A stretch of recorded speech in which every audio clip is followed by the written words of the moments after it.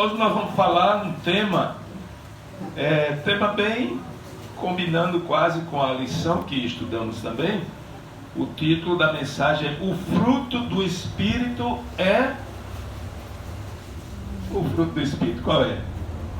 Amor. Amor. O fruto do Espírito é amor, né?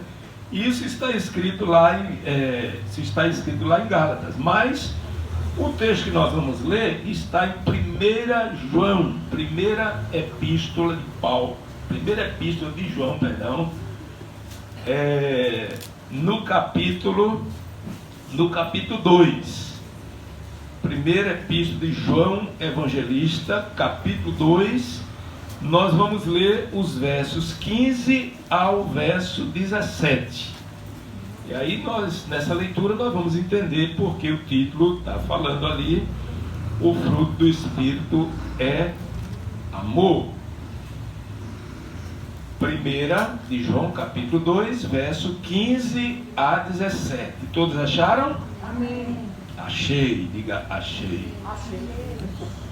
Então vamos lá, o verso 15: não ameis o mundo, nem as coisas que há no mundo. Se alguém amar o mundo, o amor do Pai não está nele.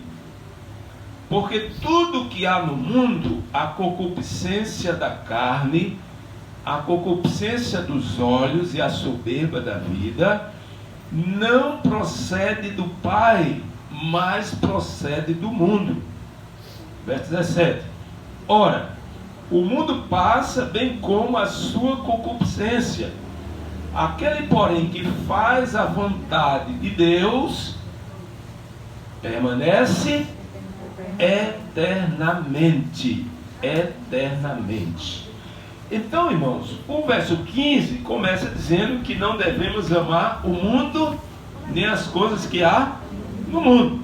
E se alguém amar o mundo, o amor do Pai não está nele. Então, aqui está dizendo que a nossa vitória contra o mundo é estar com o amor de Deus, é viver o amor de Deus, é ter o amor de Deus, porque é esse amor que vence o mundo, né? É esse amor que vence o mundo. Mas se você não tem esse amor, o amor do Pai não está em você, e você não pode vencer o mundo. Vencer o que do mundo? Aí ele diz aqui, né? A concupiscência da carne, a concupiscência dos olhos, a soberba da vida, porque essas são coisas do mundo. E você precisa vencer o mundo com o amor. Então, quando é que o amor do Pai está em nós? Aí vamos lá para Gálatas, capítulo 5.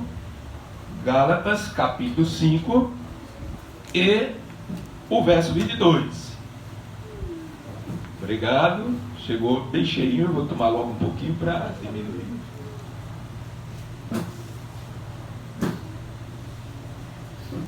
Então, obrigado, Davi. Quando o amor do Pai está em nós, Gálatas 5, 22, diz assim, ó: mas o fruto do Espírito é amor, alegria, paz, longanimidade. Aí vai descrevendo as características do amor.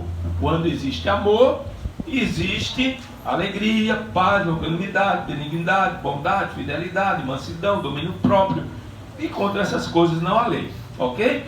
Então, quando o amor do Pai está em nós?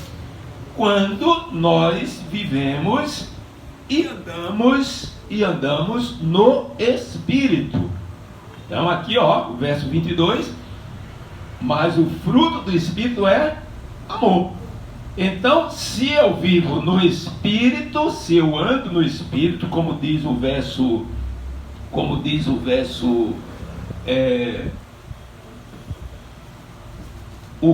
25, né? Se vivemos no Espírito, andemos também no Espírito. Então, nós recebemos o Espírito de Deus na nossa conversão e nós devemos andar com esse Espírito de Deus, tá certo? E se permanecermos no Espírito, vai permanecer também em nós o quê? O amor de Deus, tá bom? Tá claro isso aí? Aqui nós temos aí, daqui uns dias aqui vai ter o batismo da primavera, né? E eu vi ali a garotada ali que vai batizar, estava tudo aqui já. E essa mensagem aqui é uma mensagem que eu quero que vocês entendam também, tá certo? Eu não quero que seja tão profunda que vocês não entendam, eu quero que vocês entendam também. Então, para eu ter o amor de Deus, eu preciso andar no Espírito de Deus, eu preciso ter o Espírito de Deus em mim. E se eu tenho esse Espírito, vou ter o amor, e o amor vai me dar vitória contra quê? Contra o mundo, contra a concupiscência da carne, a concupiscência dos olhos e a soberba da vida. Então, nós precisamos termos e andarmos no Espírito pela fé. Nós andamos no Espírito pela fé, crendo que o Espírito Santo está em nós e que o Espírito Santo nos habilita, nos capacita para ter esse amor. Então eu preciso crer nisso, eu preciso aceitar isso, eu preciso confiar nisso aí. Agora, o que é viver no Espírito, então? É viver pela fé, confiando no poder de Deus para ser vitorioso. Então, viver no Espírito é viver pela fé. Nós podemos encontrar isso aqui nessas palavras de Romanos capítulo 1, o livro de Romanos capítulo 1 e o verso 17.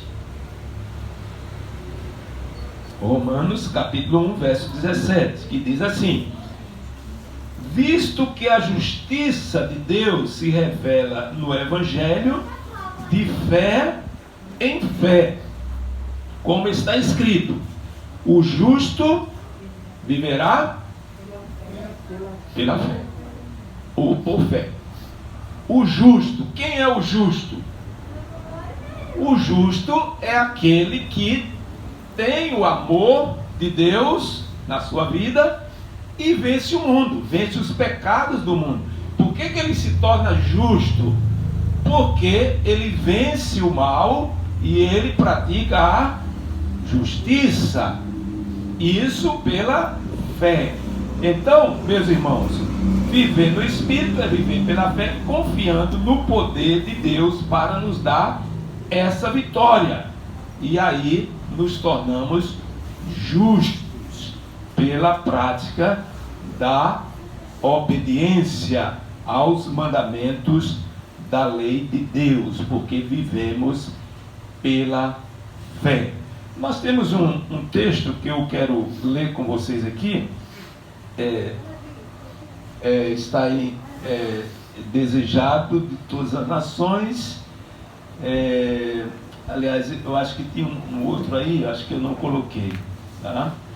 Um outro texto que eu não coloquei aí, mas esse texto, esse vamos aguardar um pouquinho, tá? Esse é do desejar todas as nações. Ok. Pode omitir ele, tá? Então não coloquei aí. Não sei se você tem aí um T7 146 dessa relação de textos aí, que é Testemunho, volume 7, página 46, que está, deixa eu ver se eu leio aqui para os irmãos então, para não ficar sem vocês verem, né?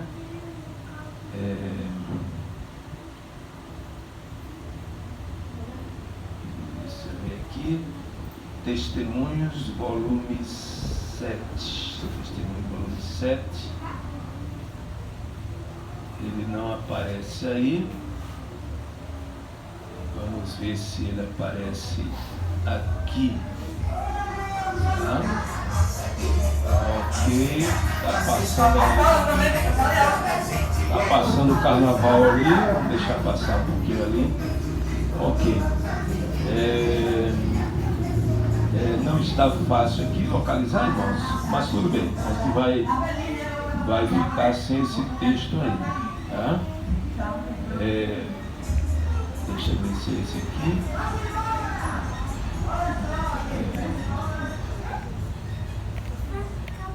Ok. Vou ficar devendo esse texto aqui para vocês, tá? Então, mas vamos ver. Vamos trabalhar aqui, irmãos, em cima desse contexto aqui, das 3 espécies de pecados que João apresenta aqui. Nós precisamos ter vitória sobre isso, certo? Com amor, pela fé, vivendo no Espírito. Então, João apresenta aqui 3 tipos de pecados que são, podemos dizer que são os pecados básicos, né? Concupiscência da carne, concupiscência dos olhos e soberba da vida. Desses 3 aspectos aqui, irmão, de cobiça, ou esses 3 tipos de concupiscências, né, que são as obras da carne, daí deriva todos os pecados. Mas todos esses pecados são transgressão da lei de Deus, tá? Então vamos trabalhar um pouquinho isso aqui. Eu vou ler apenas aqui, não vou comentar muito para a gente ganhar tempo.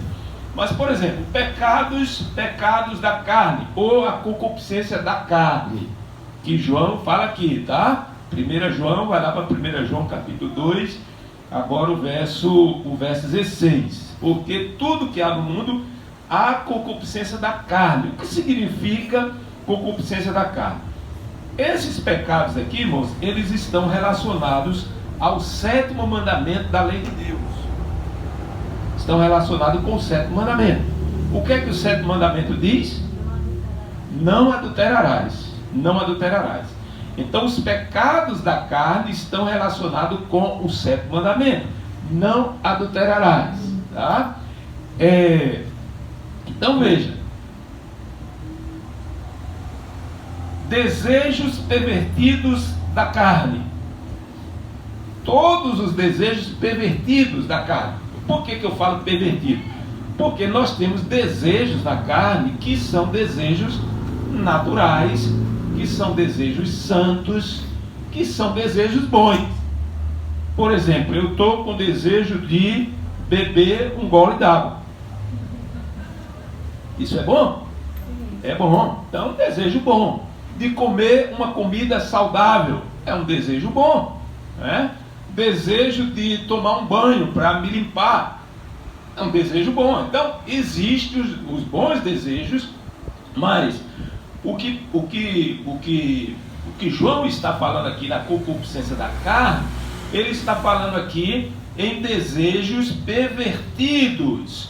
E aí, irmãos, envolve o que? Adultério, fornicação, luxúria, que é a busca excessiva do prazer sexual. Também envolve aí a perversão sexual, no chamado de incesto. Incesto é relação sexual com parentes, né? Pedofilia, bestialismo, relação sexual com animais. Homossexualismo, lesbianismo, pornografia, masturbação, indecência, seja em palavras, seja em vestuário, né? Vestuários indecentes que estão puxando para perversões sexuais. Também aí, irmãos, relacionado com a carne, está aí o conhecido pecado da gula, né? Ou a intemperança, que é o apetite pervertido. O apetite pervertido. Então, é aquele desejo exagerado de comer. E comer não só coisas boas, porque temperança é você usar com moderação as coisas boas.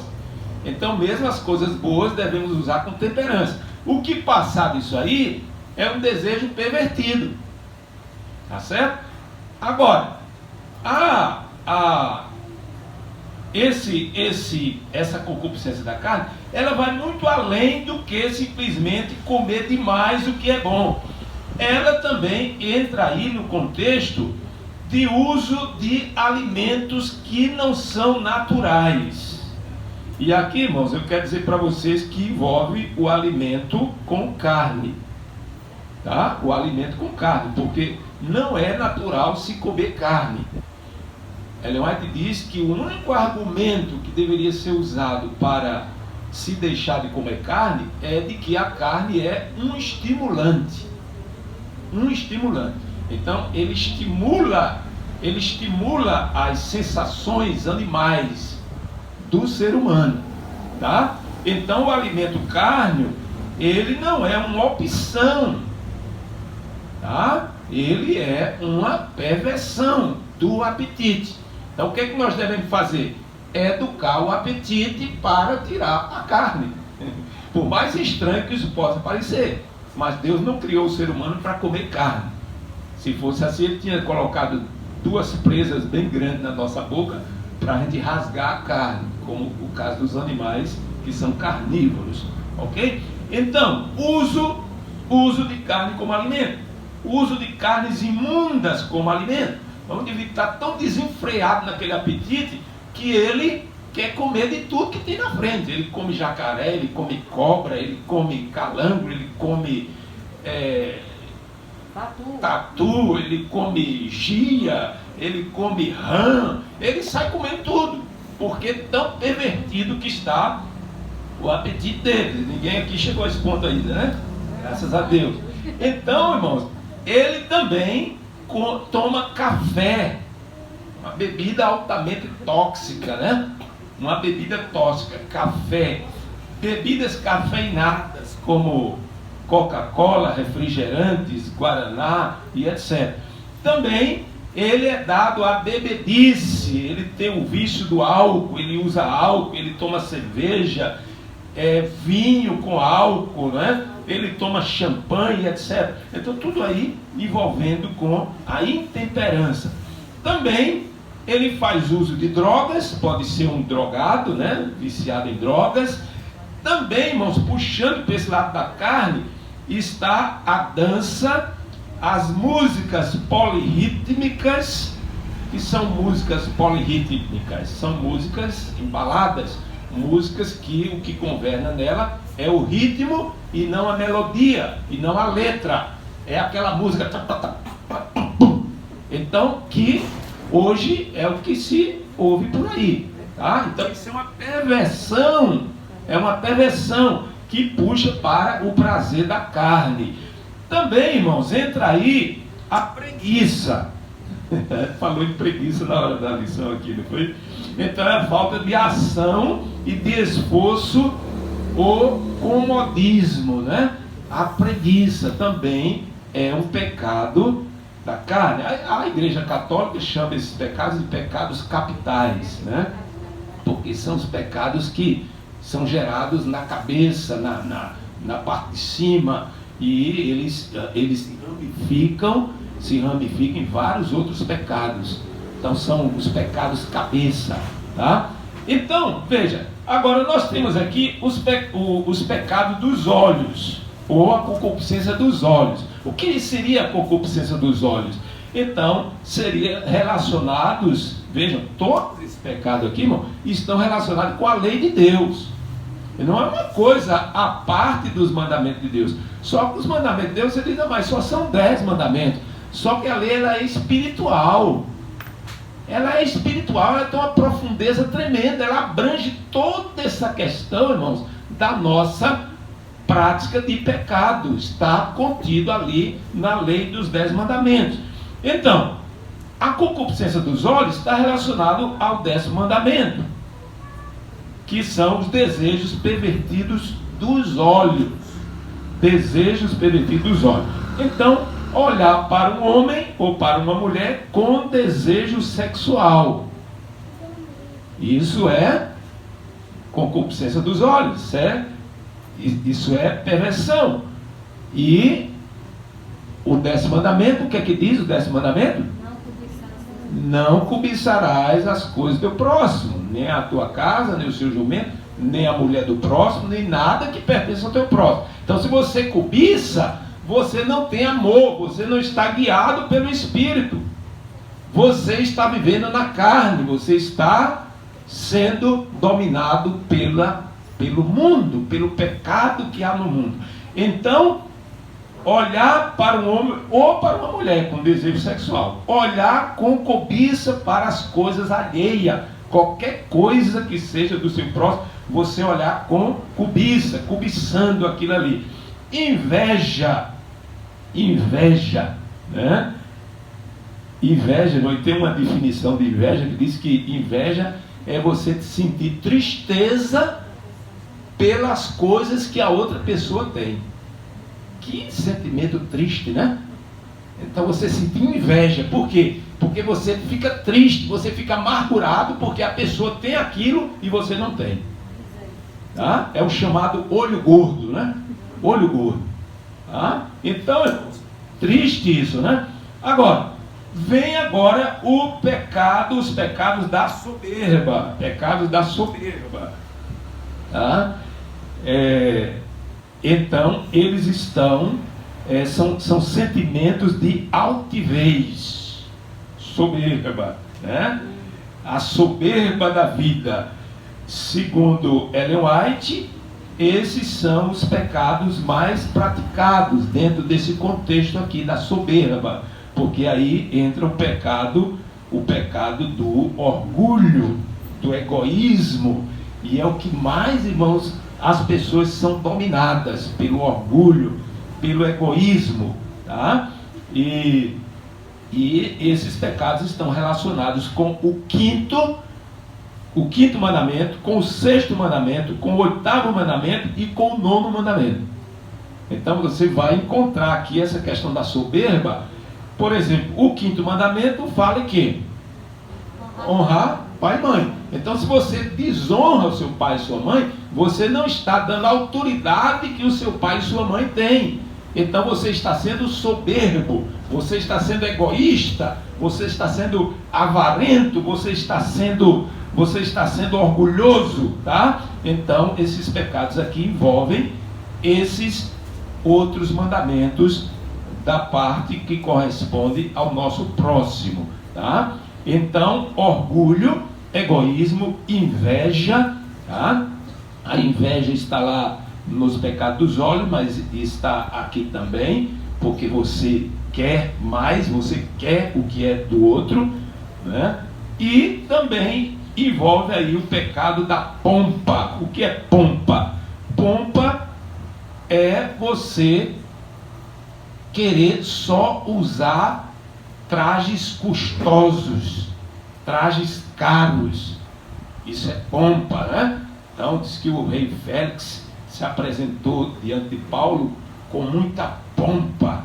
Então aquelas vestes dele brilhava, cintilava de tanto ouro, de tanta coisa, tá? Então isso é pompa, tá? Então nós temos também aqui, irmãos, dentro desse contexto, roupas custosas, uso de joias, vaidade, né? Tanta gente discutindo aí sobre o negócio de usar joia. Não tem problema usar joia, irmãos. É transgressão da lei de Deus, está dentro dos mandamentos de Deus. É pompa, é altivez de espírito, é falta de amor, é você querer ser o melhor, é você querer se apresentar como se você fosse o rei, como se você fosse um Deus, tá? Então, Deus quer o quê? Deus quer humildade. Deus quer humildade. Então, depois vem aí também, desse contexto aí do pecado da soberba, vem também o que? A presunção, a autossuficiência, a arrogância, a prepotência, a mesquinhez, a avareza, que é um tipo de idolatria, conforme Colossenses 3,6, né? Que toda avareza é idolatria, porque você está fazendo da riqueza dos bens um Deus, para você. Então, isso é soberba. Também entra aí, irmãos, desrespeito às autoridades, desejo de supremacia, falar com falsidade, engano, ódio, que é a manifestação intensa de ira que pode levar até agressão, seja física, seja verbal, violência, irritação, mentiras, tudo está dentro aqui desses mandamentos. Tá? Agora, você pode perguntar assim, sim, pastor, está falando aqui só da parte do ser humano para com o seu próximo, né? Mas não fala nada sobre a parte com Deus. Irmãos, nós devemos entender que, como diz o próprio João, que quando nós não amamos o nosso semelhante que nós vemos, nós não vamos amar nem a Deus. Então basta ele colocar isso aqui para dizer, olha, você se não ama nem o seu próximo que você vê, imagina a Deus que você não vê. Então fica claro aqui que ele está abrangendo aqui todos os mandamentos de Deus que estão na lei de Deus, ok? Então todos esses pecados, eles estão relacionados com as obras da carne, que nós vemos aqui em Gálatas capítulo 5, versos 19 a 21, né? Que diz as obras da carne, verso 19, são conhecidas e são prostituição, impureza, lascívia, idolatria, feitiçaria, inimizade, porfia, ciúme, ira, discórdia, dissensões, facções, inveja, bebedice, glutonaria e coisas semelhantes a estas, a respeito das quais vos declaro, como já outrora vos preveni, que não herdarão o reino de Deus os que tais coisas praticam. Não herdarão o reino de Deus os transgressores da lei de Deus, que praticam todas essas coisas aqui, que estão aqui trocadas em miúdos, relacionando com todos os mandamentos de Deus. Também nós vemos ali Marcos capítulo 7 e o verso 27, quando Jesus diz que as coisas que procedem do coração não convertido, do coração que é dominado pelas paixões, pelos pecados, capítulo 7 de Marcos, versos 21 a 23, diz assim, porque dentro do coração dos homens é que procedem os maus desígnios, a prostituição, os furtos, os homicídios, adultérios, a avareza, a malícia, o dolo, a lascívia, a inveja, a blasfêmia, a soberba, a loucura. Ora, todos estes males vêm de dentro do coração e contaminam o homem. O pecado que torna o homem contaminado, sujo. E o destino do pecador vai ser o lago de fogo e enxofre. Agora, irmão, vamos aqui entrar mais alguns detalhes aqui. Pecado, veja bem, pecado é sempre considerado um ato, apesar de que muita gente aí fala o contrário, tá? Mas usa argumentos, aliás, o argumento mais pesado que nós temos a respeito disso vem da Igreja Católica, dizendo que pecado não é só ato, que pecado é a natureza, pecado é uma condição do ser humano. Em outras palavras, você já nasce com pecado. Então isso é defendido pela Igreja Católica, pela teologia do Santo Agostinho de Hipona, né? Então ele defendeu essa tese aí. Depois veio um outro teólogo, né, chamado Pelágio, que contradisse a ele, lançou uma contra-tese, dizendo que Agostinho estava errado, que ninguém nasce com o pecado de Adão, ninguém nasce trazendo pecado na vida. E dentro do meio teológico existe essa discussão aí.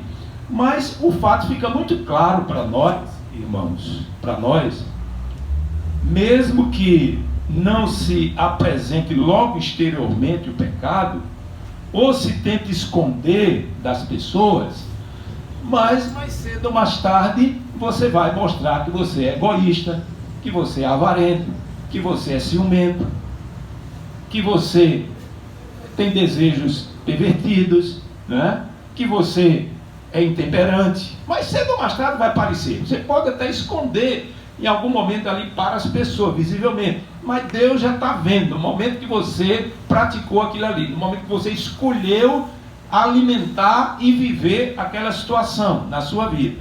Então, por exemplo, Paulo diz, não cobiçarás. Cobiçar é um verbo, portanto um ato, mesmo que esteja oculto. Então, não cobiçarás a mulher do teu próximo. E Jesus diz assim, quem olhar com olhar impuro, já adulterou, já cometeu o pecado. Então, mas eu não estou vendo. Mas Jesus disse, você já adulterou, você já praticou o ato, tá? Porque você viveu na sua vida, você viveu no seu interior, você viveu no seu coração aquela experiência. É um ato, tá? Mesmo que pareça tão subjetivo ou abstrato, mas é um ato, tá? E assim como todos os outros. Agora, é claro que a cobiça, ela vai por fim gerar também uma prática exterior, mas Deus já viu antes o ato dele vir a público. Então, isso é verdade também para com a inveja, o orgulho, o egoísmo, a vaidade, a presunção, que se derivam do 10º mandamento, que é não cobiçarás. Tá certo? Então, e tantos outros mandamentos, como nós vimos aqui agora, que derivam esses pecados que você quase que não dá para dizer, está lá um irmão passando a lição, mas você não pode dizer assim, não, esse irmão, ele é intemperante, ele tem o pecado da gula, né? Ele é guloso, ele é glutão, ele come toda hora, ele não passa um minuto sem comer, ele está sempre beliscando, né? Aliás, irmão, Ellen White, ela disse, seria bom se a gente comesse só 2 vezes por dia, 2 refeições por dia. Se você sentir um pouco mais de fome, faça uma refeição mais leve ali no final do dia. No final do dia, você faz uma refeição mais leve, tá certo? Distante do horário de você dormir, que é para você não dormir também com o estômago cheio, tá certo? Mas, irmão, tem gente que não aguenta, e come direto, e é aqui, é uma coxinha, depois é um pastelzinho, depois é um docinho, depois é uma balinha, depois é um guaranazinho, depois é uma pipoquinha, e não para de comer. Então, esse é um problema sério, precisa ser vencido. Ninguém vai entrar no céu com esses vícios, não vai. Então, tem uma coisa séria que nós estamos falando. Mas, pastor, então é difícil demais entrar no céu. É o caminho estreito. Só que essa obra, irmãos, não somos nós que fazemos em nós, não temos poder para vencer esses males na nossa vida. Nós não temos. É pela fé. Como é que eu vivo no Espírito? Pela fé. E pela fé eu recebo o amor de Deus na minha vida, para vencer os pecados. Porque quando o amor habita, eu vou ser obediente à lei, porque a lei é amor. Então, meus irmãos, vejam bem,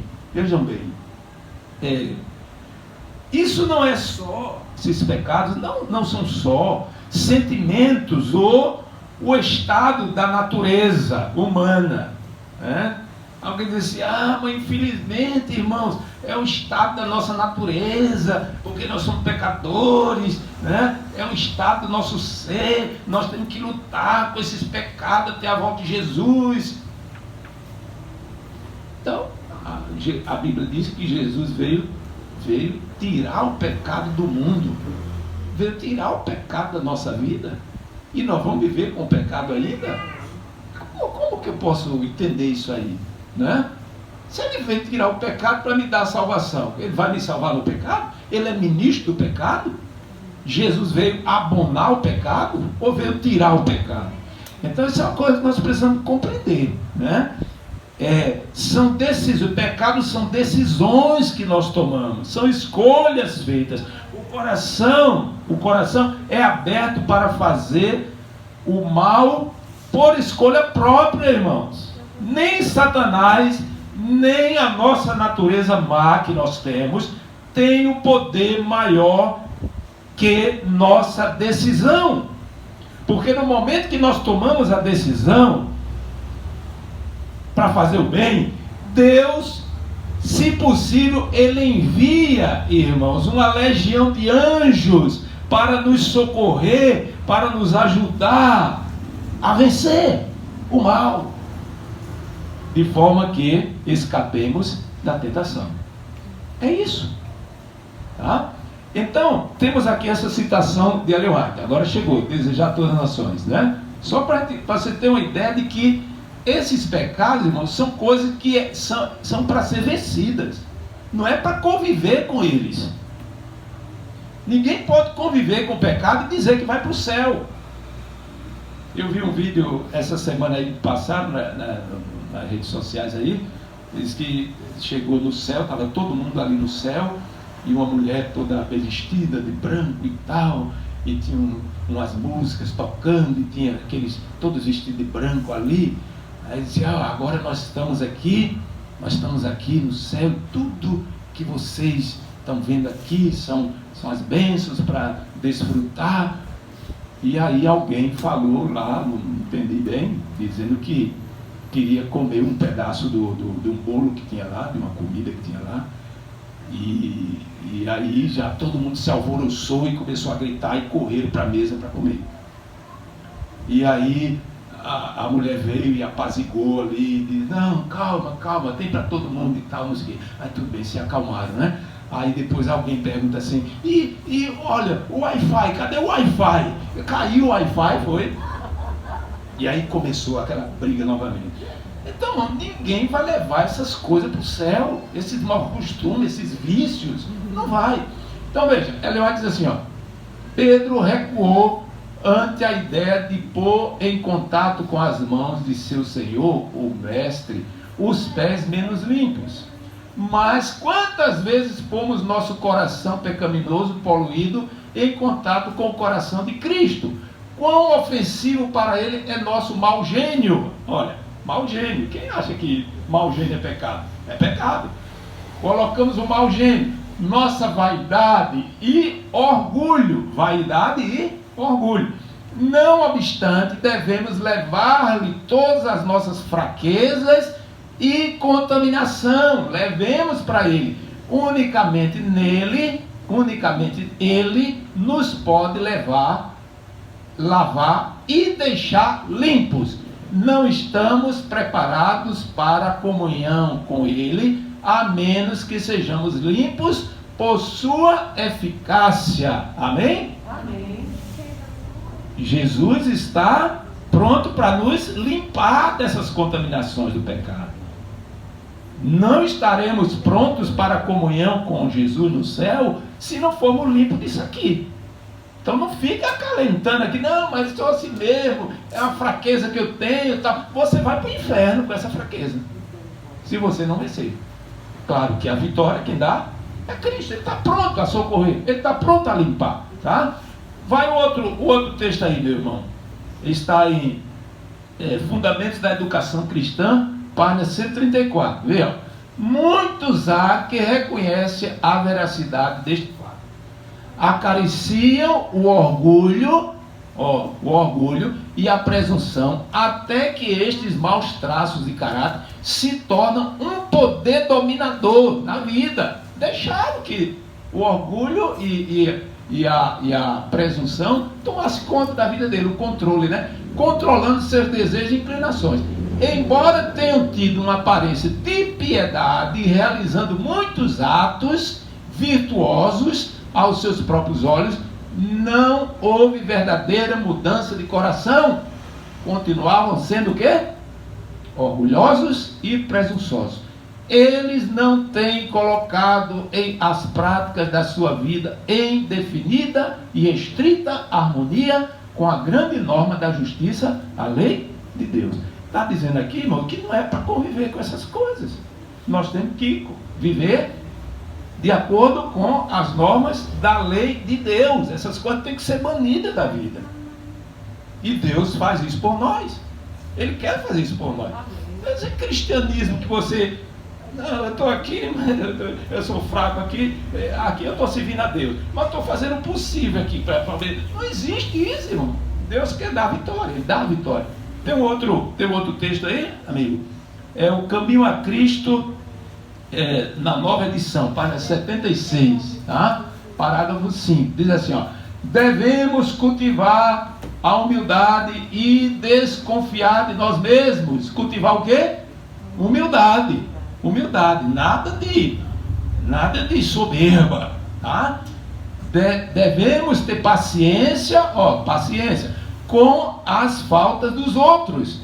Isso destruirá o egoísmo e nos dará um coração longânimo e generoso. Está mostrando aqui como você pode vencer o egoísmo, né? E ter um coração longânimo, tendo paciência, respeitando os outros, tendo paciência com as faltas dos outros, cultivando a humildade. São coisas que têm que ser tiradas do coração. Tem outro texto aí, né? Conselhos CE 34, né? CE 34, que livro é esse aí? Conselho sobre Educação, né?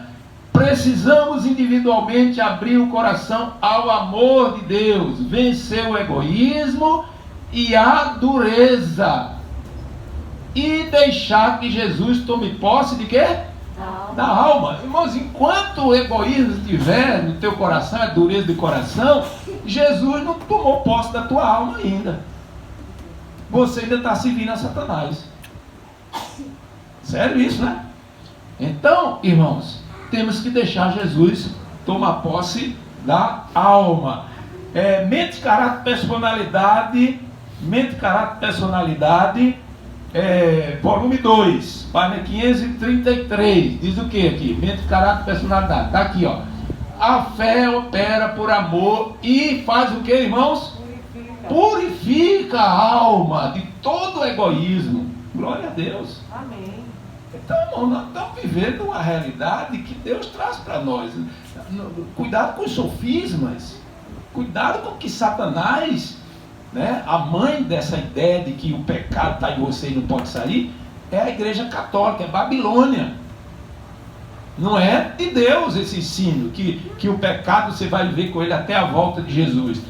Se você chegar com o pecado até a volta de Jesus, você vai para debaixo das pedras, das cavernas, dos penhascos, pedindo para se esconder. Isso sim.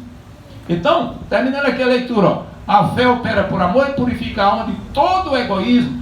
Assim a alma é aperfeiçoada no amor. É o que nós estamos falando aqui, o fruto do Espírito. O fruto do Espírito. Tem ainda ali Testemunho, volume 2, 174. Testemunho, volume 2, 174. Você e sua irmã P. Aqui eu não quis dizer o nome todo, sequer, botou só P, né? Não sei se é Paula. Espero que não, né? Uma irmã lá chamada, começando com P. Você, ela está se dirigindo a alguém lá, tinha uma irmã chamada P, alguma coisa. Tem muito orgulho, o qual será como a palha no dia de Deus. O que é ser palha no dia de Deus, irmãos? É queimar no fogo eterno. Tá? Por quê? Porque tinha o quê? Orgulho. Orgulho no coração. Amor e orgulho próprios. Vaidade no vestuário. Olha aí, irmãos. Vaidade no vestuário. Na aparência tem prevalecido. O egoísmo as tem mantido afastadas do bem. Ambas necessitam de conversão total. Não estão convertidas ainda totalmente. Cheio de vaidade, cheio de orgulho próprio. Cabal, renovação da mente. Inteira transformação, ou não terão parte no reino de Deus. Não, isso aqui não estou inventando nada. Está aqui claramente nos escritos de Ellen White, a profetisa que Deus deixou para orientar essa igreja. Tá? Então, Então, irmãos, parece que por enquanto fechou aí as citações. Por isso, irmão, é necessário, existe necessidade de fazer o quê? Reformas na vida. Tem gente que vai, não, o cristianismo é só orar, jejuar, fazer vigília, né, orar pedindo o Espírito Santo, mas não faz reforma nenhuma na vida. Não faz reforma nenhuma, né? Não é suficiente estar avivado ou reavivado espiritualmente. Não é meramente orar, jejuar, mas ser obedientes, despojar-se do egoísmo. Para isso precisa acontecer mudanças na vida, para daí se confirmar o novo nascimento ou a vida no Espírito. Então é preciso haver a negação do eu, tomar a cruz, entrar pela porta estreita, fazer mudanças nas velhas práticas, fazer reformas na vida. Nós somos chamados, irmãos, como Adventistas do Sétimo Dia, a ser o povo da reforma. Somos chamados a ser reformadores, reparadores de brecha. Então, quais as reformas que a gente podia assim enfatizar bem superficialmente aqui, porque não vou entrar nos detalhes?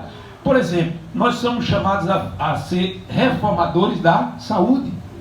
A reforma de saúde tem a ver com a lei de Deus, a reforma de saúde? Sim. Glutonaria, intemperança, glutão, prazeres da carne, bebedice, beber coisa errada, comer coisa errada. Reforma de saúde, isso tem a ver com a lei de Deus. Que outra reforma precisamos fazer? Então, essa reforma aí, não vou entrar em detalhes, não dá tempo. Mas reforma de saúde, irmão, tem que ver, né? O Senhor diz assim, olha, coma mais verdura, esqueça um pouco desse negócio de carne, tá? O povo dos últimos dias, irmão, não vai se encontrar o povo de Deus comendo carne nos últimos dias. Porque os que comem carne, eles não vão conseguir assimilar as coisas espirituais. Tá? Isso é sério. Reforma do vestuário. Mas estão aí querendo andar como o mundo anda, né? Eu ia sábado para uma igreja, pregar numa igreja lá em Recife, e ia quase na hora de começar o culto, e uma irmã passou assim na avenida, né? E ela ia ali, tá? E eu disse, olha ali, uma irmã adventista. Mas por que eu falei isso? Ela estava direitinha, bem comportada. Estava não. Mas por que eu sabia que ela era adventista? Só porque estava com a Bíblia e era sábado. Eu digo, ela está com a Bíblia, sabe? Deve ser um adventista. Mas, irmãos, era daquela que passando assim, fechava, né? Tivesse os homens ali, e os homens tudo assim, ó. A irmãzinha estava lá e viu. Olha, uma irmã adventista, infelizmente. Tem que ter, irmão, reforma no vestuário. Não vá ligar para quem vai falar, porque você está vestindo assim, comprido, não sei o que, toda coberta. Não se preocupe com isso. Você tem que agradar os homens. Agradar a Deus. Modéstia cristã, simplicidade do vestuário, reforma da música, irmão. Se eu falar isso aqui, vai levar mais um tempo, né? Reforma da música, os polirrítmicos. Eu quero te ver por aí, não, lá, serviço de cântico, momentos prévios, bota ali não sei quem e tal, e bateria. Irmão, se você vê um tipo de música que o que prevalece é o ritmo, fuja dessa música. O que prevalece é o ritmo. Você não escuta, nem sabe nem a letra, nem a melodia, mas o ritmo, né? Ou a harmonia, né? Mas tem um ritmo que puxa, que mexe, tal. E eu cheguei na igreja ali, que tinham feito um momento prévio antes de eu entrar, e eu cheguei até fazer uns passozinhos ali, porque a música dava para isso. A música dava para isso. É uma incoerência tremenda. Você vê, não, nós temos que adorar a Deus e tal, mas você está ali querendo satisfazer o seu corpo, a sua carne. É incoerência tremenda. Reforma da música. Reforma da educação. Outro assunto aqui, moçada, se for debater. Ela mais disse, Os nossos colégios precisam ser fora das cidades, precisa ter alimentação vegetariana e precisa combinar trabalho com estudo. Trabalho com estudo, sala de aula e mato, e campo, e agricultura. E eliminar todo tipo de competição na escola. Não tem quem é melhor, quem é maior, quem é superior ao outro. Não existe isso na educação cristã. Isso é coisa dos jesuítas. Tá? Diploma, aqui o diploma, seu melhor.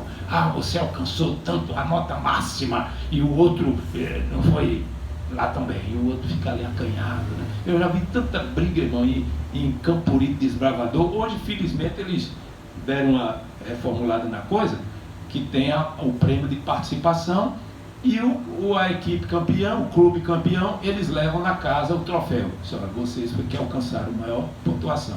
Não entregam na hora, porque eu já vi muita briga, muito choro, muito lamento, porque não, a gente fez, a gente se esforçou e eles não fizeram isso e a gente fez, e dava aquela confusão, terminava o Campuri, uma tristeza, uma lamúria, um espírito de Satanás dominando todo o acampamento ali do Campuri, né? Por quê? Por causa do espírito de competição, que não deve existir na educação.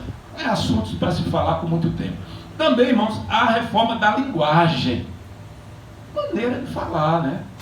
Tudo, irmão, linguagem torpe, linguagem com duplo sentido, né? Puxando para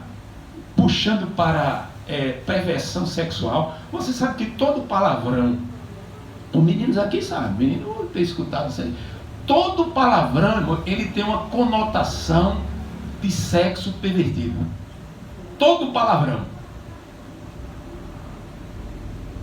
Palavrão que você ouve por aí, todo ele tem conotação de perversão sexual.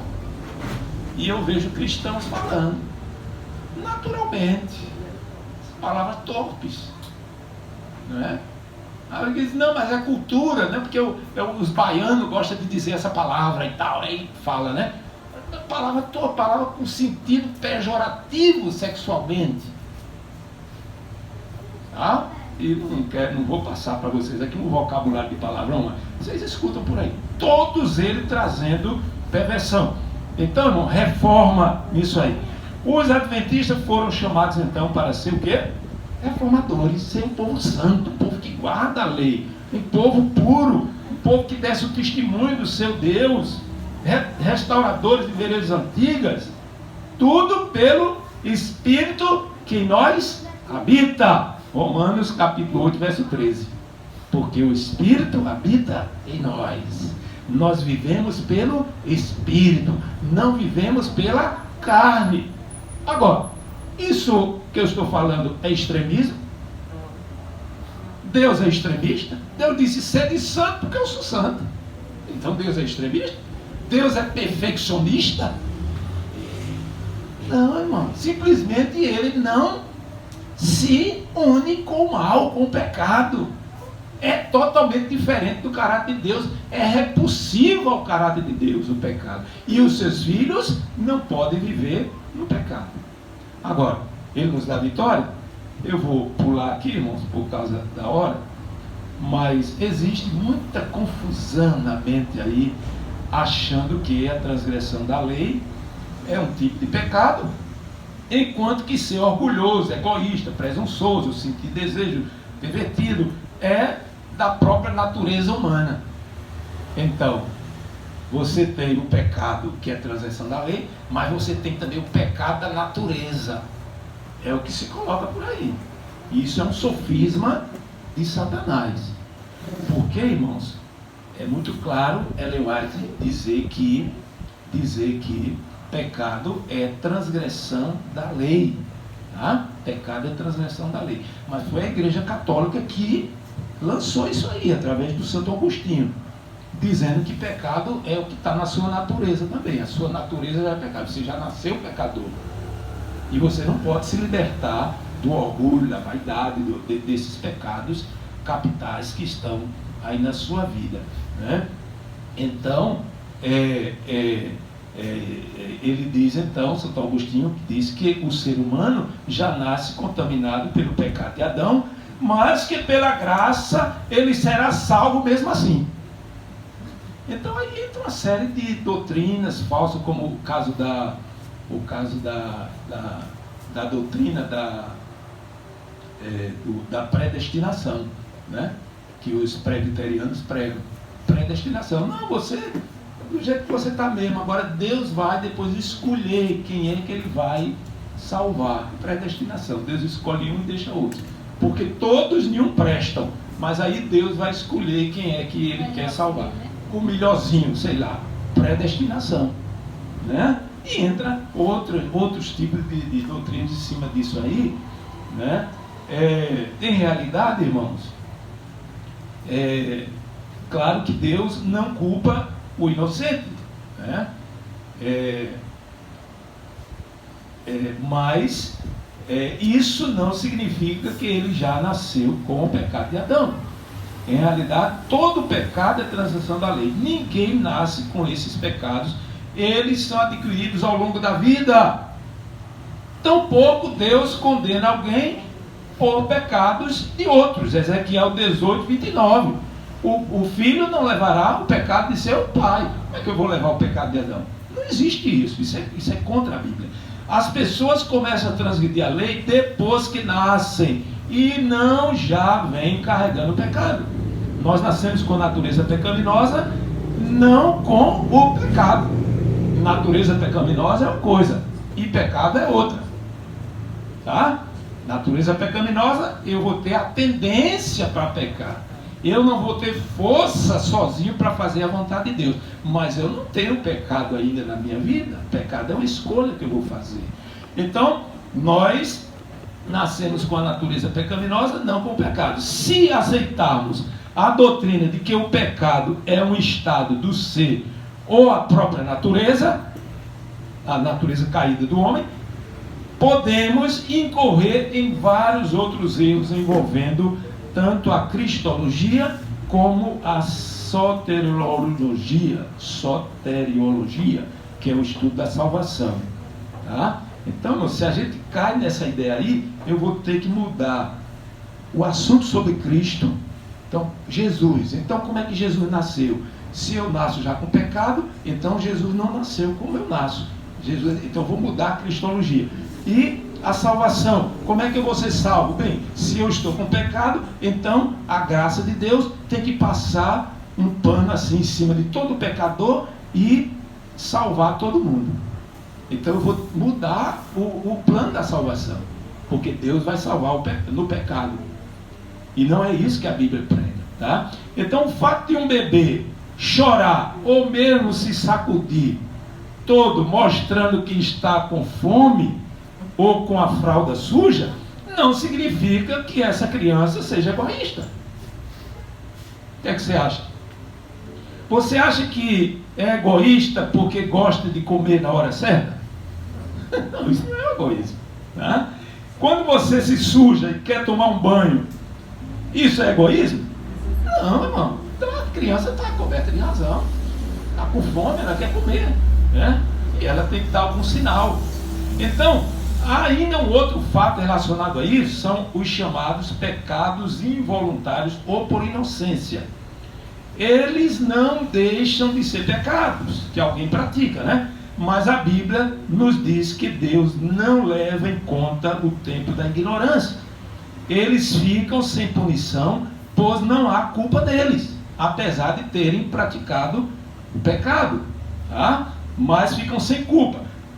Mas mesmo assim esses pecados precisam ser corrigidos e deixados imediatamente quando se toma a consciência deles. Do contrário, seremos culpados por eles. Então, se você pratica um pecado, mas não sabia que estava errado, mas agora você sabe que está errado, se você persistir nesse pecado, você vai ser culpado. Antes não, porque você não sabia.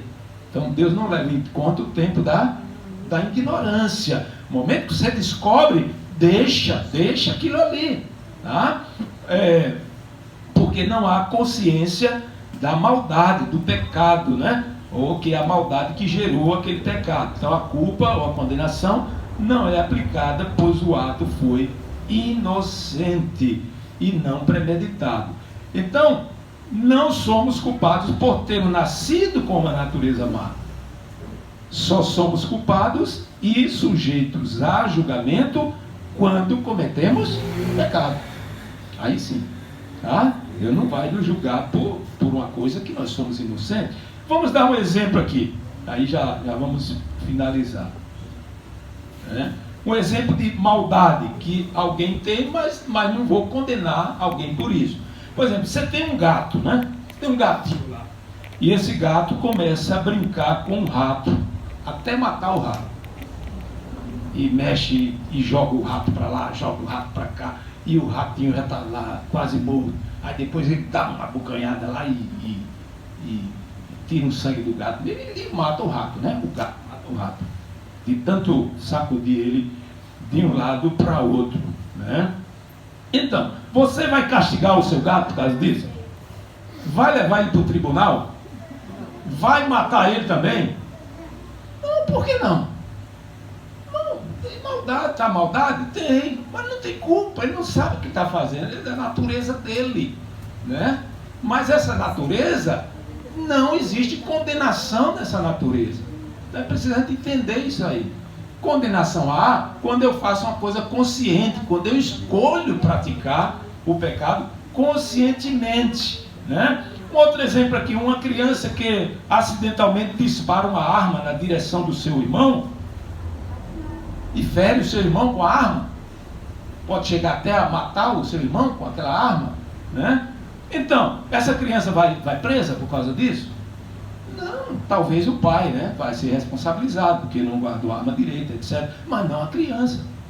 Não a criança, ela não premeditou, ela não tinha consciência daquilo, ela não fez aquilo porque queria matar o irmão, né? Assim Deus age conosco quando somos inocentes ou involuntários. Então, meus irmãos, resumindo, nascemos com a natureza má, mas não condenados ou culpados por isso. Portanto, não nascemos com pecados porque nascemos com uma natureza má. Pecado não é uma condição do ser, tampouco a soma da transgressão da lei, mas a condição de ser. Pecado é tão somente transgressão voluntária e consciente da lei de Deus. Não existe essa coisa de pecado como condição ou de natureza, né?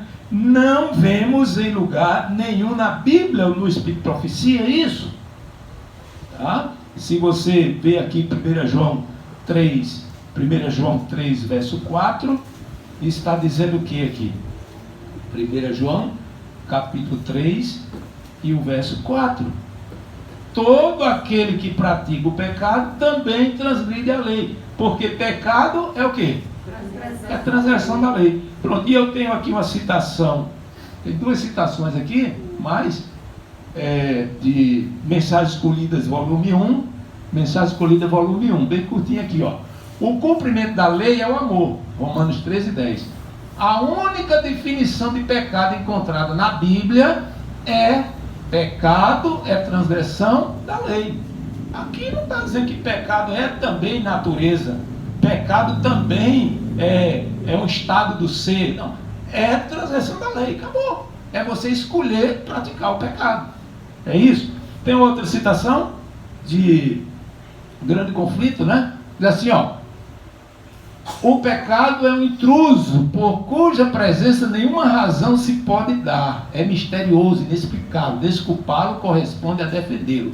Se para ele se pudesse encontrar desculpa ou mostrasse causa para a sua existência, deixaria de ser pecado. Nossa única definição de pecado é a que é dada na palavra de Deus. É quebrantamento da lei de Deus. É o efeito de um princípio em conflito com a grande lei do amor, que é o fundamento do governo divino. Parece até que Ellen White estava sabendo, irmãos, que ia surgir nesses últimos dias essa heresia de dizer que pecado é natureza, que pecado é um estado do ser. Que ela diz assim, ó: o único, tá? Você começar a querer desculpar o pecado, não, eu peco porque eu sou pecador, eu peco porque a gente nasce assim já. Então, irmão, isso é querer desculpar o pecado. Querer desculpar o pecado, você vai então anular o pecado. É um perigo, né? Então, meus irmãos, alguém pode até usar o texto de Romanos 7,17, né? Para dizer que o pecado já está em nós, dependendo de nossas escolhas, mas isso seria o mesmo que justificar o pecado. Se eu der alguma razão para o pecado, ele deixa de ser pecado. O que Paulo está dizendo em Romanos 7,17 é que durante a nossa existência nós armazenamos pecados na vida ou maus hábitos, mas isso não significa que nascemos com eles, muito menos que somos dominados irremediavelmente por eles. Paulo não poderia ter dito que ele não tinha domínio sobre o pecado que estava nele e ao mesmo tempo dizer o que está escrito em Romanos 6,14, quando ele diz: o pecado não terá domínio sobre vós. Então, meus irmãos, esse é um assunto bem interessante. Tem alguma citação aí? Não? Acho que tem uma última para a gente terminar aqui. Agora é para terminar mesmo. Os homens veem que há entre os profetas do povo de Deus aquela fé que opera por amor, purifica do egoísmo e o coração. Na vida dos que obedecem os mandamentos de Deus, veem os mundanos a convincente prova de que a lei divina é uma lei de amor a Deus e aos homens. Amém. O nosso grande testemunho, irmãos, para o mundo é uma vida em perfeita obediência à lei de Deus. E isso nós conseguimos vivendo no Espírito, pela fé, crendo que pelo poder do Espírito Santo nossa vida é transformada e nós vamos refletir o caráter de Cristo, que é obediência perfeita à lei de Deus. Quantos nesta manhã querem dizer assim: Senhor Jesus, se eu não fui vitorioso até agora, me dá essa graça, Senhor, que o Espírito Santo habite em mim poderosamente e transforme a minha vida, que eu creia nessa verdade de que o Senhor quer me dar a plenitude do amor para ser fiel aos mandamentos de Deus. Quantos querem? Fique em pé, se você deseja. Fique em pé.